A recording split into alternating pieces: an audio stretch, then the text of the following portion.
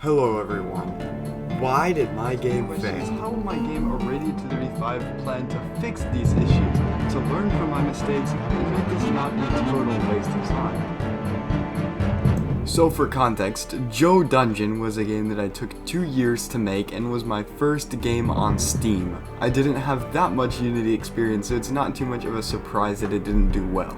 But the point of today's video is not to just know that my game did poorly, it's to know why my game did poorly. So let's talk about the first thing, genre. Joe Dungeon's genre just so happens to be a tile-based puzzle game. Now, it might turn out that that's a pretty oversaturated genre. If you go to Steam's new releases, you can find a lot of games pretty quickly that fit the tile-based puzzle game genre.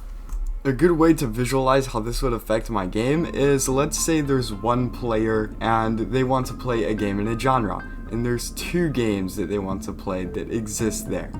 They have a 50% chance, not including the game's presentation, to pick the game that you have put there. And let's say the same player is in a genre with 100 games, and all of them are the same. They have a 1% chance to pick your game. Another factor to mention is my experience. I've gotten magnitudes better at the Unity engine, but at the time of making Joe Dungeon, my product was not the best. While it was still good, it couldn't present itself as a very competent project.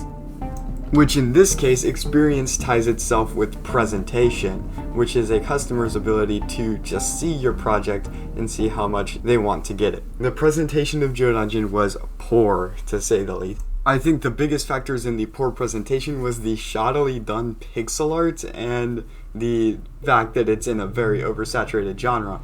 And turns out the tile-based genre with puzzle games is quite easy to make a game in, and it shows in experience when customers see this, and they don't want to play a game by an inexperienced developer usually. So the next big question is, how will my game Irradiate 235 plan to fix these issues, to learn from my mistakes, and make this not a total waste of time? Well, after almost 3 years of planning, i235 has started development in the automation, engineering, and physics genres. These genres are a lot less saturated than the tile-based puzzle genre. The main reason I think this genre is less saturated is because it's a lot more difficult to make a game in this genre. And Joe Dungeon taught me the skills to where I can even start imagining how to do a game like this. Irradiate 235 also moves away from pixel art to set itself apart from other games, make it easier to see, and present itself as something a little more competent. Because my abilities in this form of art 2D vector graphics, I feel like are higher than that of pixel art, and I have been improving them over time. Well anyways, this was an overview of the problems Joe Dungeon had and how i235 fixed some of those. If you want a more in-depth video, leave your opinion on the comments, and make sure to smash like and subscribe. See you in the next video.